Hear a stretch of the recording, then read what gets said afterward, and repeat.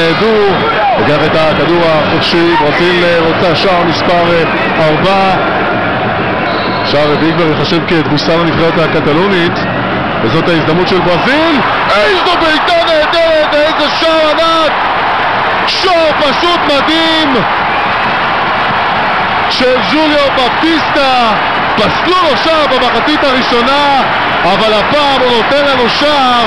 כשאנחנו מתכוונים לכדורגל מברזיל, אנחנו מתכוונים בדיוק למהלכים הללו, ואתם יודעים מה? תנו להן לחגוג ביציעים. בפטיסטה עם הגב לשער, שולח כדור מהסרטים אל תוך הרשת של טוני, כדור פנטסטי של אדו, ותראו מה בפטיסטה עושה. 4-0 לברזיל. השער הזה מגיע בדקה ה-64.